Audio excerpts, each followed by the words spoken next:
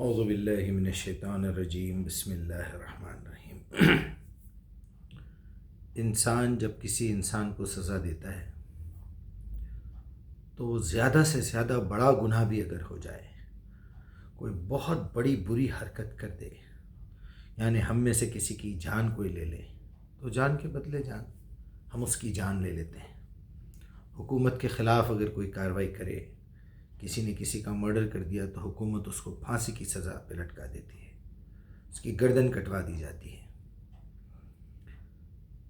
اگر تھوڑا سا گناہ اس سے کم ہو، کوئی انٹینشنلی اس سے نہیں کیا ہو، تو اس کو جو ہے ان لمیٹڈ سزا، جسے عمر قید کہتے ہیں، وہ دے دی جاتی ہے کہ بھائی زندگی باقی رہے گی، اندر جی لے گا جتنے بھی سال ہیں، مر جائے گا۔ اس کے بعد ایک عمر قید ہوتی ہے جو ان لمیٹڈ سے ہٹ کے لمیٹڈ ہوتی ہے، 14 سال۔ معروف ہے 14 سال عمر قید ہو گئی ان کو، لیکن امریکہ وغیرہ میں 20 سال 30 سال کی بھی عمر قید ہوتی ہے۔ اور عمر قید میں ایک سہولت یہ ہوتی ہے کہ دن کو ایک تاریخ اور رات کو ایک تاریخ مانی جاتی ہے، 12 گھنٹے کا ایک دن مانا جاتا ہے ان کے پاس۔ کچھ ایسے بھی قوانین ہیں۔ میں 2-3 دن سے سزاؤں پہ سوچ رہا تھا، آج آپ کے سامنے میرا حاصل مطالعہ پیش کر رہا ہوں۔ تو ایک لمیٹڈ ہے، اگر اس سے نیچے اتریں گے آپ کہ بڑی عدالت لگی ہوئی ہے، یا تو موت کی سزا سنا دی گئی ہے، جرم تھوڑا سا کم ہے تو عمر قید ان لمیٹڈ، پھر اس کے بعد عمر قید لمیٹڈ۔ اب عمر قید لمیٹڈ کے بعد قید نہیں ہونا ہے، 1 سال کی بھی نہیں ہے، 6 مہینے کی بھی نہیں ہے، 3 مہینے کی بھی نہیں ہے، تو پھر کیا ہوگا وہاں پر؟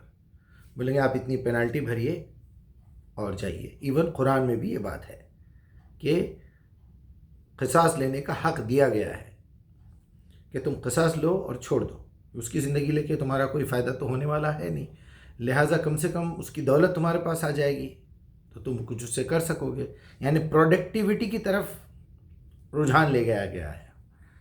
اور اس کے بعد اور چھوٹا جرم ہے تو جج کہتا ہے دیکھو تمہارا ریکارڈ اچھا ہے، اس لیے ہم تمہیں وارننگ دے کے چھوڑ دیتے ہیں۔ اس کے بعد بالکل خطائیں بہت ہی معمولی ہیں، سر مجھے معاف کر دیجئے، تو معافی بھی مل جاتی ہے۔ آخری صورت یہ ہے کہ کسی غلط فہمی میں آپ کو گرفتار کر لیا گیا تھا، کوئی جھوٹا الزام آپ پہ لگا دیے تھے، لہٰذا آپ باعزت بری ہو گئے ہیں وہاں سے، باعزت بری۔ یہ کچھ حالات ہیں جو عدالت کے میں نے آپ کے سامنے پیش کیے۔ اب چونکہ ہمارا یہی موضوع چل رہا ہے کہ قیامت کے دن کیا ہوگا اور قیامت کے بعد کیا ہوگا، تو جہاں جہاں میں پوچھ رہا ہوں وہ ایک ہی روایت سامنے لائی جا رہی ہے، اور یہ کہا جا رہا ہے کہ کوئی اگر مومن ہوگا تو وہاں سے ایک نہ ایک دن نکال لیا جائے گا۔ کوئی کہتا ہے کلمہ گو ہوگا، بھائی کلمے تو ہزاروں لوگ پڑھ سکتے ہیں، اس میں کون سی بڑی بات ہے؟ لا الہ الا اللہ محمد رسول اللہ بول دینا کوئی بڑی بات تو نہیں ہے نا۔ اس کے دل کے ارادے کیا ہے، اس کی کمٹمنٹ کیا ہے، اس کا ارادہ اللہ کو معبود ماننے کا ہے نہیں ہے، اس کے بعد اس نے عبادت کی نہیں کی، صرف اتنا بول دیا کہ صاحب میں نے آپ کی فیکٹری میں نوکری کر لی ہے اور میں اتنی تنخواہ پہ راضی ہوں۔ اس کے بعد نہ کبھی وہ زندگی میں فیکٹری آیا، نہ اس کو پتہ ہے کیا کام کرنا ہے، نہ اس نے کبھی کوئی پابندی کی، نہ اس نے کوئی سگنیچر کی، بس بول دینے سے پہلی تاریخ کو آ کے سیلری لے جائے گا کیا؟ ایسے نہیں ہوتا ہے، نا انصافی ہے۔ میں آپ سب کو پرسنلی 1 to 1 ہر ایک انسان کو، چاہے وہ عورت ہو یا مرد ہو، بوڑھا ہو یا بچہ ہو، اگر ہمارے گھر کی بہو بیٹی کی کوئی عزت لوٹ لے، اس کا قتل کر دے، ہر شخص اپنی اپنی بیوی، اپنی اپنی بیٹی، اپنی اپنی ماں، اپنی اپنی بہن کے بارے میں سوچے کہ کسی ایسے علاقے سے وہ گزر رہی تھی جہاں پر اس کے ساتھ زیادتی کی گئی، اس کی عزت لوٹی گئی، اس کے ٹکڑے ٹکڑے کر دیے گئے، اور آپ کو پتہ چل گیا کہ فلاں ایک آدمی نے کیا ہے۔ اگر آپ کے پاس طاقت ہے تو آپ اس کا قتل کر دیں گے، اگر آپ کے پاس طاقت نہیں ہے، آپ قانون کی حفاظت کرنا چاہتے ہیں، تو آپ اپنا بڑے سے بڑا واسطہ لگائیں گے، پیسہ پورا خرچ کر دیں گے اور بولیں گے کہ ہمارے گھر کی جو خاتون مری ہے، چاہے وہ ہندو ہو، مسلمان ہو، کوئی بھی ہو، میں یہ نہیں کہہ رہا ہوں، اس کو سزا ملنی چاہیے، اس کو انصاف ملنا چاہیے۔ ہزاروں فلمیں بن چکی ہیں، دامنی آئی اور یہ آیا وہ آیا، ڈیلی کرائم پیٹرول میں یہی سے کہانیاں ملتے ہیں آپ کو دیکھنے میں۔ CID میں، اس میں اس میں۔ آخر آپ مجھے بتائیے، آپ اس شخص کو کیا سزا دیں گے؟ کسی نے آپ کا پورا گھر لوٹ لیا، کسی نے آپ کو فراڈ کر کے، آپ کو اسکیموں میں ڈال کے، اس میں پیسے ڈالو اس میں پیسے انویسٹ کرو، آپ کو برباد کر دیا، آپ اس کا کیا کریں گے؟ آپ زیادہ سے زیادہ یہ کر سکتے ہیں، اس کی جان لے سکتے ہیں، بس زیادہ سے زیادہ اس کی جان لے سکتے ہیں۔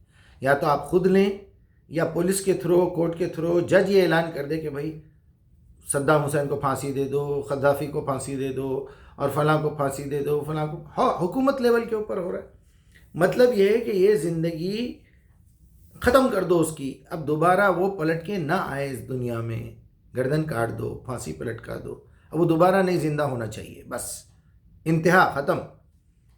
قیامت کے دن اللہ کیا کرے گا ایسے لوگوں کا، ایسے مجرموں کا کیا کرے گا؟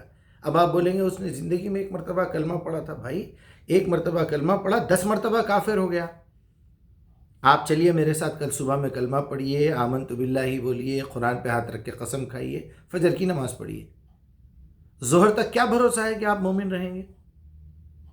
آپ نے چوری کی، اسلام سے باہر، جھوٹ بولا، اسلام سے باہر، غیبت کی، اسلام سے باہر، کوئی دل میں اللہ کے بارے میں، قرآن کے بارے میں، رسولوں کے بارے میں، فرشتوں کے بارے میں، آخرت کے بارے میں۔